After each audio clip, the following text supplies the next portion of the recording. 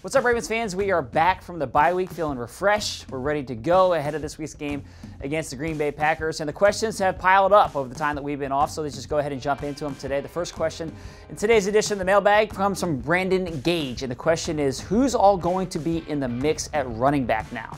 Well, this is an interesting question because it is a loaded group. Now with Danny Woodhead looking like he probably will return this week against the Green Bay Packers, you have a dilemma on your hands. Who gets the touches here? Danny Woodhead, I almost put into a class of his own. He's almost not like a true running back. I mean, he's like a wide receiver / running back, almost more in the wide receiver category. So I don't know that he really affects too much in terms of running the ball. Now, the guy who does have an impact on that, I think, is Terrence West, who's been out with a calf injury. If he returns against the Packers, who gets the majority of the touches out of the backfield? I mean, Alex Collins, I think you still have to give him a lot of touches. He's been your most explosive guy. He's shown that over the course of the season. I think he even showed that before Terrence West went down, that Collins has the most juice right now. But Terrence West has a role too, and he's healthy, he says, for the first time all year. He says he tweaked his hamstring even before the calf injury. So I think that he's useful, particularly in maybe third and short situations, goal line situations. He has a good nose for the end zone. Yeah. Then the X factor is, what happens with Buck Allen? I mean, right now, Buck Allen leads the team in receptions.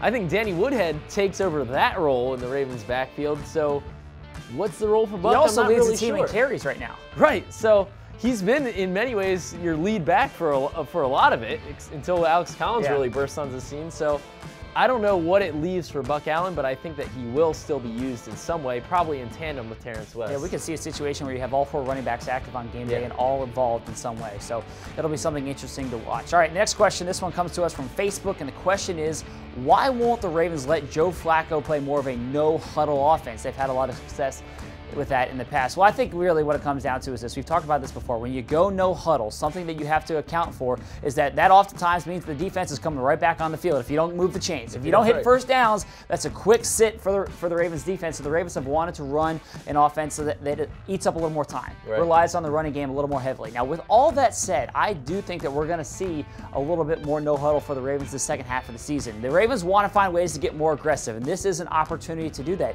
Even if you go back to the game against the Titans, they came out in the second half and they were running a little more no huddle. Now, one of those drives ended with an interception, then all of a sudden things change. Right. But I do think that we will see. Joe Flacco's made it clear. He wants to be aggressive. He wants to be a team that attacks defenses in a lot of different ways, and no huddle is an opportunity to do that. Sometimes he gets in a rhythm with that. Well, he's kind of a rhythm quarterback, and if you hit a couple first downs in that no huddle system, then he kind of starts to get going, I think. Yeah. Our last question has to do with Chris Moore and whether he can get more opportunities. And yeah, I think it's a good question there too. I mean, Chris Moore is a guy who's flashed a little bit.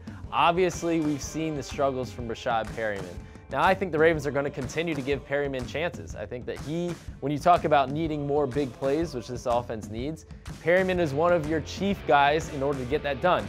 Yes, he hasn't done it yet, but I think the Ravens are holding out hope that he will eventually, and I think he will as well. So Chris Moore, to me, I think maybe he gets a little bit more snaps, but I don't see any drastic change for him. I mean, Chris has done okay. I don't think that he's set the world on fire with the opportunities that he got. I mean, the Ravens were missing a bunch of wide receivers against Minnesota. Did Chris Moore all of a sudden light the world on fire? Did he go out there and put up 10 catches for 100 yards? No. So I think Chris Moore will get a little bit more as he continues to grow, but I still see the majority of targets going to those top 3 wideouts of Jerry Maclin, Rashad Perryman, and Mike Wallace. And now, you add in Danny Woodhead, that's more targets in the passing game going to somebody else. Yep. All right, so that does it for this week's edition of the Ravens Mailbag. But as always, we'd love to hear from you guys, so send in those questions on social media every single week using the hashtag Ravens Mailbag. Thanks for watching, everyone. Have a great rest of your day.